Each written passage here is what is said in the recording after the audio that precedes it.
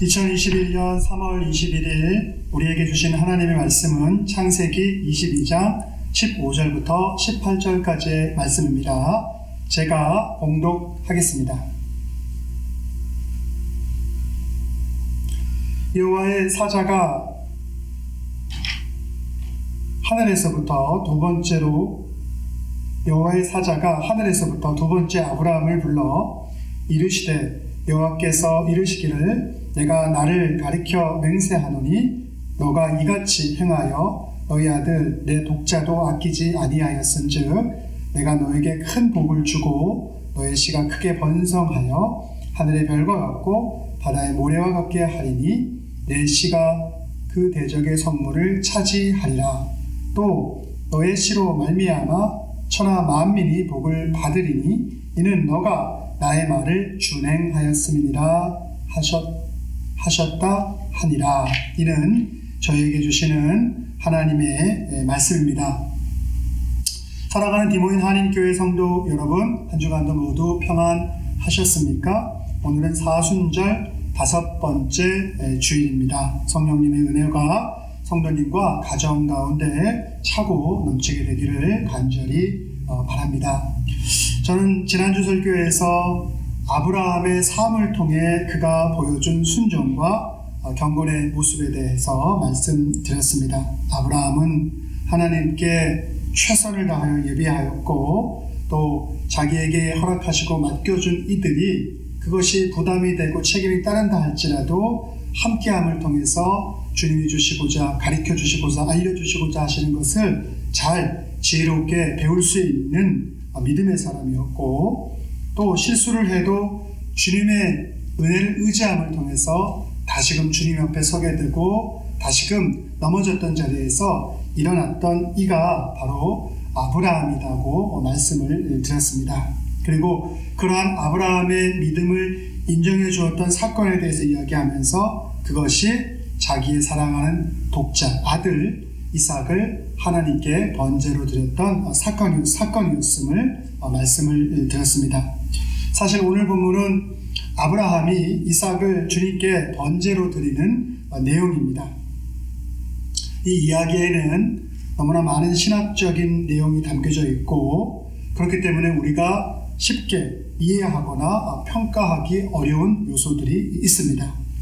그러나 우리는 이 내용에 대해서 꼭 다루어야 합니다. 왜냐하면 이 이야기가 포함하고 있는 그 의미가 너무나도 중요하기 때문입니다.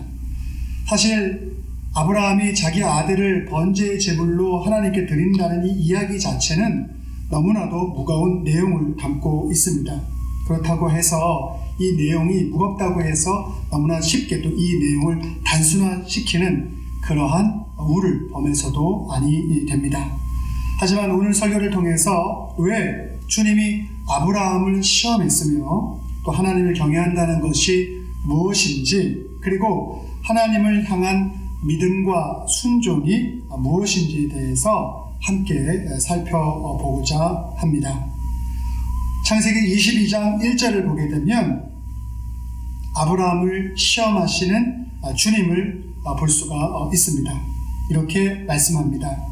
그 일 후에 하나님이 아브라함을 시험하시려고 그를 부르시되 아브라함아 하시니 그가 가로되 내가 여기 있나이다 라고 말씀하는 장면이 나옵니다. 근데 여기 보면 그 일 후라고 하는 내용이 나오는데 그 일은 무엇이냐면 사실 아브라함의 종들과 또 아비멜렉의 종들이 우물 때문에 서로 다투었죠. 그래서 아비멜렉의 종들이 아브라함이 소유하고 있는 우물을 빼앗기도 하는 그러한 일들이 일어났습니다. 자, 그때 이 아브라함과 아비멜렉이 서로 맹약을 맺게 됩니다. 아비멜렉이 생각할 때 아브라함의 인생을 보니까 하나님이 그의 인생 가운데 도움이 되시고 함께하는 것을 그의 인생을 통해서 깨닫게 되죠. 그래서 이 아브라함과 좋은 관계를 맺는 것이 너무나 중요하다는 생각을 하게 되고 바로 부엘세바, 맹세의 우물이라는 뜻을 가지고 있는데 여기서 이 아비멜렉과 아브라함이 서로 다투지 않고 화해롭게 잘 지내자는 그러한 맹세의 언약을 맺게 되고 아비멜렉은 블레셋 사람이 살아가는 땅으로 돌아가게 됩니다. 바로 그 일 후라는 뜻을 담고 있습니다. 자, 그래서 그 일 후라는 것, 그 우물의 맹약 사건 그 이후의 이야기인데, 이제 쉽게 얘기해서 아브라함의 인생 가운데는 굉장히 안정적인 시기가 찾아왔던 것을 말씀해주고 있는 거죠. 사람들로부터 아브라함이 인정을 받았고, 또 하나님께서 정말 아브라함과 사라에게 늦게 허락하셨던 이삭도 잘 자라나고 있었죠. 그래서 이제는 정말 안정적인 그러한 삶을 살 시간이 이 아브라함에게 찾아온 것입니다. 근데 그러한 때에 주님이 아브라함을 부르는 것이죠. 그리고 아브라함을 부르시는 주님에 대해서 내가 여기 있나이다라고 아브라함은 영적으로 깨어있음을 통해서 바로 응답하는 것을 오늘 본문은 보여주고 있습니다. 마치 사무엘서에 나오는 엘리 제사장이 어린 사무엘을 부를 때 어린 사무엘이 네, 제가 여기 있습니다 라고 깨어있음을 통해서 응답하고 대답하였듯이 바로 그러한 모습으로 하나님의 부르심에 대해서 항상 준비되어 있었던 이 아브라함의 모습을 우리는 창세기 22장 1절에서 살펴볼 수 있는 것이죠. 그런데 하나님이 아브라함을 이렇게 부르신 이유는 바로 아브라함을 시험하기 위해서였습니다. 시험이라는 것이 여러분 무엇입니까? 시험은 사람의 참됨이 무엇인지를 우리가 살펴볼 때 시험을 하게 되죠. 그리고 사람은 사실 어려운 고난과 힘든 가운데서 그 진실된 속마음이 드러나게 되는 것을 볼 수 있습니다. 또한 하나님이 우리에게 주신 시험은 하나님의 백성은 오직 주님만을 신뢰해야 되는 백성이기 때문에 어느 누구에도 예외 없이 하나님의 백성 모두에게 하나님의 시험은 이룰 수 있는 것입니다.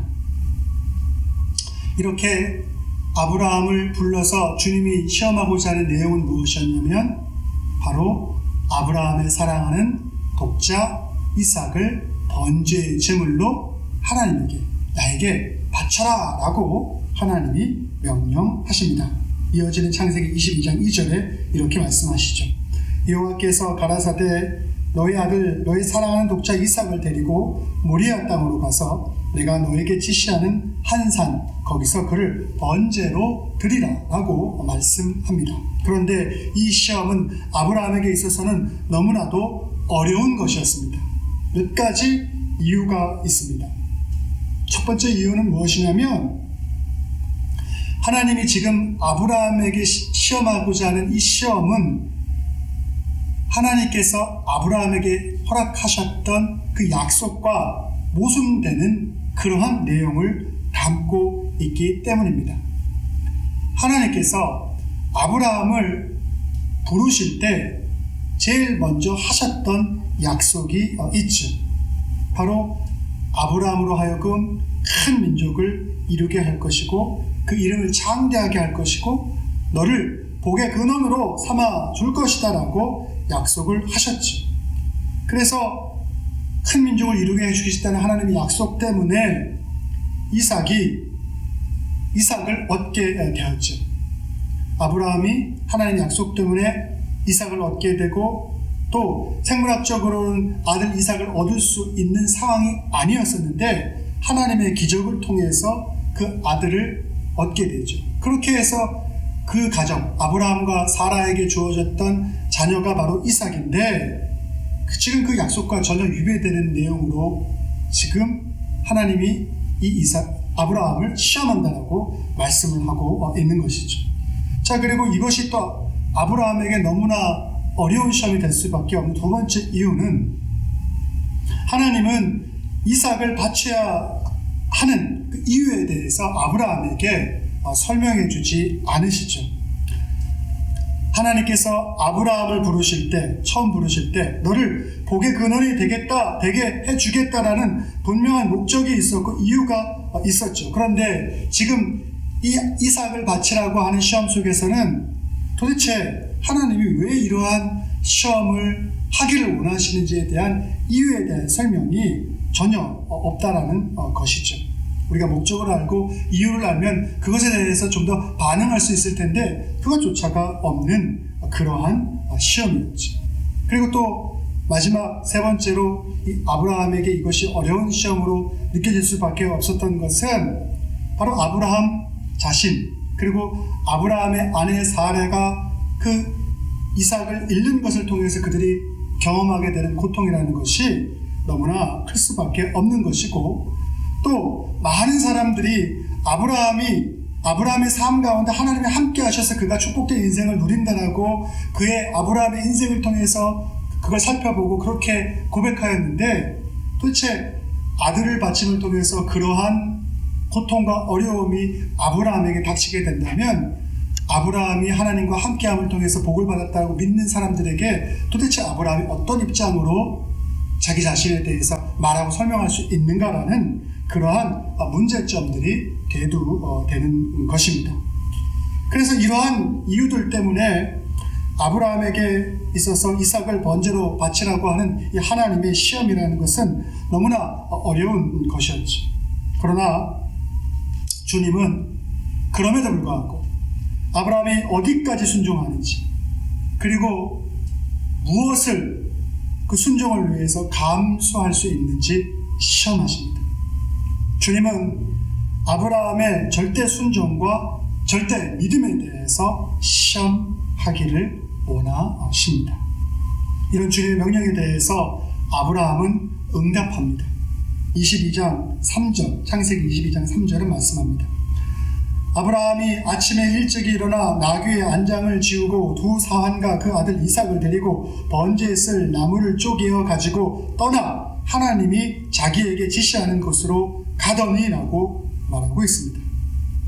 사실 이 구절만을 통해서 우리는 아브라함의 마음이 어떤지 정확하게 알 수는 없습니다. 하지만 이 구절이 보여주고 있는 것을 바탕으로 살펴보게 될 때 아브라함은 하나님의 명령에 대해서 즉시 순종하는 것을 볼 수가 있습니다.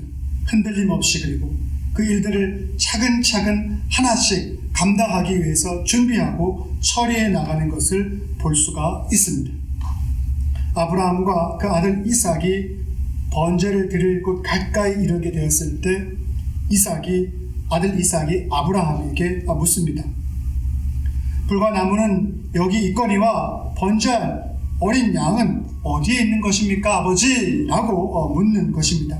이삭의 질문에 대해서 아버지 아브라함이 대답합니다. 아들아, 번제할 어린 양은 하나님이 자기를 위하여 친히 준비하시리라 라고 말하고 있습니다. 하나님께서 자기를 위하여 번제할 어린 양은 친히 준비하시리라 라고 말씀하고 있죠. 사실 아브라함은 하나님의 명령을 드렸죠. 네 아들을 이삭을 번제의 제물로 바쳐라 라는 명령을 들었어요. 그런데 이삭의 질문에 대해서 아브라함이 대답하고 있는 이 장면을 보면 하나님이 자기를 위하여 친히 준비하시리라 라고 대답을 하고 있는 것을 볼 수 있습니다. 그래서 학자들은 이러한 아브라함의 대답에 대한 이 구절을 뭐라고 해석을 하냐면, 이 구절은 아브라함이 자신의 믿음을 고백하는 내용이다 라고 말하고 있습니다. 또 이것은 아브라함이 앞으로 일어날 일들에 대해서 예언을 하고 있는 것이다 라고 학자들은 말합니다. 또 이 구절은 아브라함이 진짜 마음속에 바라고 있는 자기 아들 이삭을 사랑하기에 그 이삭 말고 다른 것을 통해서 자신의 아들의 생명을 보존할 수 있는 그것을 바라고 소망하는 그런 소원이 담겨 있는 구절이라고 말씀하기도 합니다.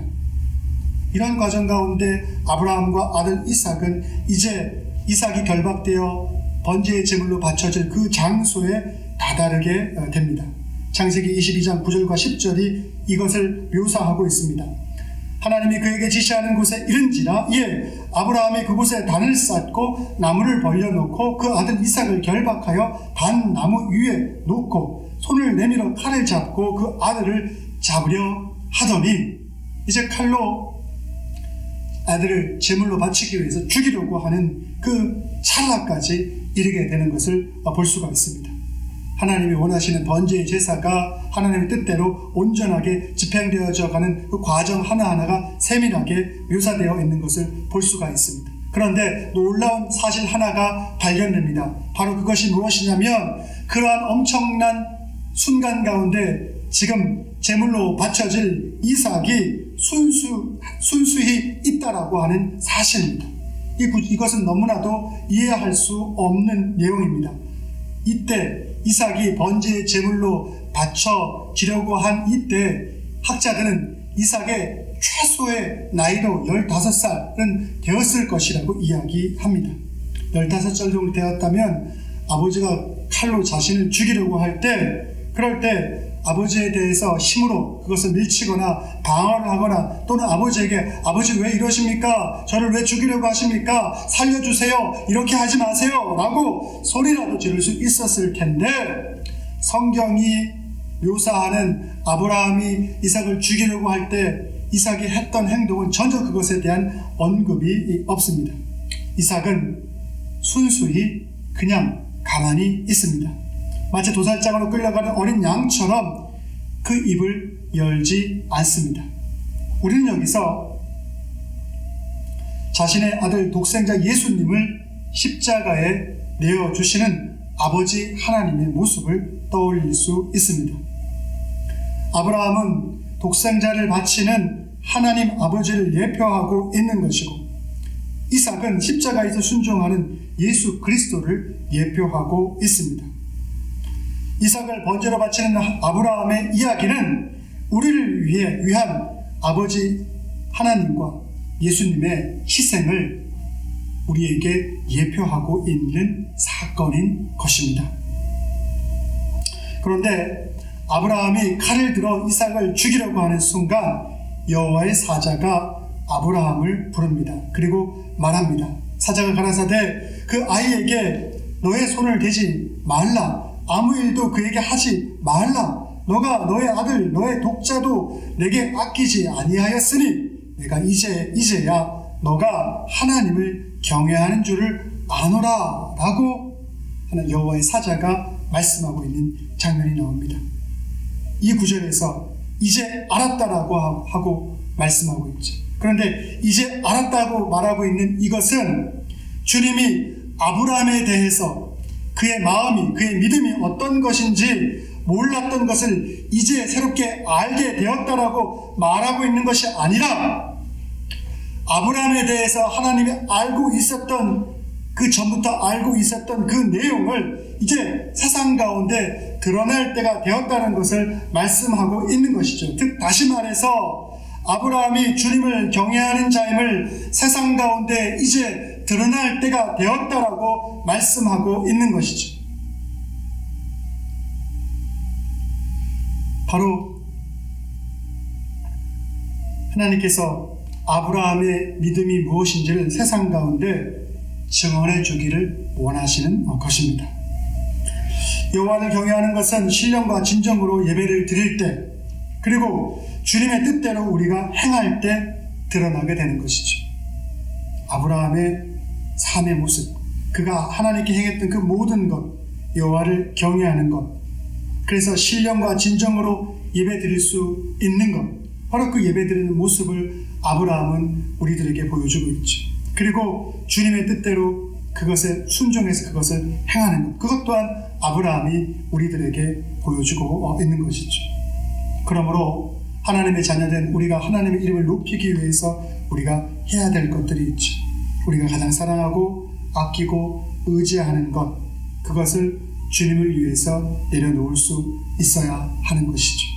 그것이 독자, 이삭과 같은 독자이든 물질이든 명예이든 시간이든 그리고 우리 자신의 그 무엇이든지 간에 그것을 우리는 내어놓고 내려놓을 수 있어야 하는 것이죠.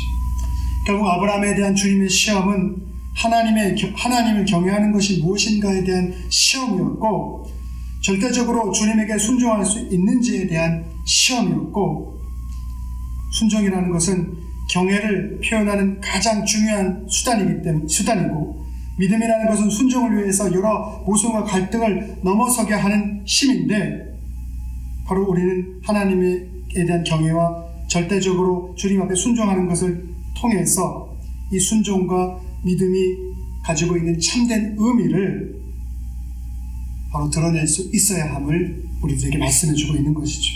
아브라함은 이 시험의 과정을 통해서 자신의 중심이 어떠한 모습을 가지고 있는지 분명하게 보여주고 있는 것이죠. 그러므로 우리가 이유를 몰라도 또 주님이 우리에게 허락하신 명령 때문에 그것이 우리 삶 가운데 갈등을 초래한다 하더라도 그 안에서 방황하거나 멈칫거리는 것이 아니라 그 갈등을 뛰어서 넘어갈 수 있는 그러한 믿음이 우리들 가운데, 순종의 믿음이 우리들 가운데 있어야 함을 분명하게 말씀하고 있는 것입니다. 하나님은 이 모든 것을 하나님을 향해서 내어드리고 나아갔던 아브라함을 위해서 이삭을 대신한 새로운 번제물을 준비해 놓으신 것을 오늘 성경은 우리들에게 말씀하고 있죠. 창세기 22장과 13절 14절에 말합니다. 아브라함의 눈을 들어 살펴본 즉 한 수양이 뒤에 있는데 뿔이 수풀에 걸렸는지라 아브라함이 가서 그 수양을 가져다가 아들을 대신하여 번제로 드렸더라 라고 말씀하죠. 그리고 14절에 계속해서 말합니다. 아브라함이 그 땅 이름을 여호와 이레라 하였으므로 오늘까지 사람들이 이르기를 여호와의 산에서 준비되리라 하더라 라고 말씀하죠. 여호와의 산, 아브라함의 아들 이삭을 번제로 드리라고 하나님이 명령하였던 그 산에서 하나님께서 이삭을 대신하여서 희생 제물을 준비하셨다. 여호와 이레. 그래서 준비하시는 하나님이라는 그러한 고백을 하게 된 것이죠. 이제 사람들은 알게 됩니다. 하나님이 어떤 분이라는 사실을 알게 됩니다. 하나님은 하나님께 진정으로 순종하고 믿음을 따라 살아가는 이들에 대해서 그 삶을 반드시 책임져 주시고, 그리고 긍휼과 넘치는 사랑을 통해서 몸소 친히 자기 스스로가 희생의 번제의 제물이 되어서, 그래서 하나님께서 오늘 아브라함을 위해서는 그 이삭을 보호하기 위해서 어린 양을 준비하였듯이 우리를 구원하시고 우리를 살려주시기 위해서, 우리 죄과 가운데서 우리를 용서해 주시기 위해서 하나님 스스로 그 제물을 준비하시는데, 바로 하나님이 가장 사랑하는 그 아들 예수 그리스도를 우리의 삶 가운데 허락해 주셨던 사실을 우리는 잊지 말아야 하는 것이죠. 우리는 아브라함의 이야기를 통해서 우리의 죄를 위해서 돌아가신 유월절 어린 양의 그 희생과 하나님의 그 사랑을 우리는 생각할 수 있어야 하는 것입니다. 이제 설교를 정리하고자 합니다. 주님을 향한 신뢰와 절대적인 신뢰와 순종, 아브라함의 순종을 본받는 저와 여러분 모두가 되기를 바랍니다. 주님의 자녀에게는 시험이 있습니다. 주님은 우리가 하나님을 경외하게 위해서 하는지 알게 하기 위해서 우리로 하여금 우리가 포기해야 될 것, 우리가 내려놓아야 될 것, 그것에 대해서 우리에게 묻습니다. 그리고 그것을 내려놓고 그것을 포기하기를 원하십니다. 그것을 통해서 우리가 하나님을 절대적으로 신뢰하는지 또한 주님은 살펴보기를 원하십니다. 그리고 우리가 이해되지 않는 상황을 뛰어넘을 만한 하나님을 향한 신뢰와 믿음이 있는지도 하나님께서는 살펴보기를 원하십니다. 아브라함은 이 시험을 너무나도 잘 통과하였습니다. 히브리서 11장 19절은 이렇게 말씀합니다. 여기서 그는 아브라함입니다. 그가 하나님이 능히 이삭을 죽은 자 가운데서 다시 살리실 줄로 생각한지라 라고 말씀하고 있습니다.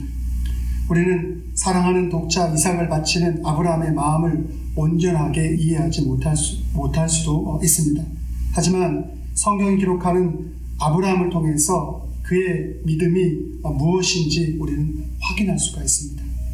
아브라함의 믿음은 하나님께서 능히 이삭을 죽은 자 가운데서 다시 살릴 수 있는 분이라는 믿음까지도 가지고 있었다라고 히브리서 11장 19절은 아브라함에 대해서 말씀하고 있는 것을 볼 수가 있습니다. 우리는 아브라함을 통해 하나님을 향한 그의 절대적인 순종과 그의 신뢰를 보게 됩니다. 우리도 아브라함처럼 어떤 시험에도 순종과 믿음으로 반응하여 주님이 인정하시고 기뻐하시는 믿음의 사람, 복의 근원이 되기를 간절히 바랍니다. 기도하겠습니다. 사랑과 은혜가 많으신 아버지 하나님, 오늘 아브라함이 사랑하는 독자 이삭을 하나님께 번제의 제물로 드리는 이 과정을 통해서 하나님이 우리에게 말씀하시고자 하는, 우리가 어떠한 하나님을 향한 경외함이 또 하나님을 향한 신뢰와 믿음이 우리의 삶 가운데 있어야 하는지를 우리가 다시금 생각하게 하여 주시옵소서. 그래서 아브라함처럼 우리가 하나님을 경외하는 마음이 있어서 그것이 순종과 믿음으로 증명되어질 수 있는 놀라운 축복이 있게 하여 주시옵소서. 아브라함은 생각하였습니다. 하나님께서 자신을 위해서 예물을 준비하실 것을. 또 아브라함은 생각하였습니다. 비록 이삭이 죽는다 할지라도 하나님께서는 그 이삭을 살릴 수 있는 분이라고 그는 생각하고 그것을 믿었습니다. 그래서 하나님이 말씀하신 것대로 순종하고 나아갈 수 있었음을 우리는 확인할 수 있었습니다. 우리에게도 그러한 믿음이 있어서 하나님의 뜻에 순종할 수 있는, 그래서 그것을 통해서 놀라운 축복을 누릴 수 있는 저희 모두가 되어질 수 있도록 주께서 역사하시고 은총으로 함께하여 주시옵소서. 모든 말씀 사랑과 은혜가 풍성하신 예수님의 이름으로 기도드렸사옵나이다. 아멘.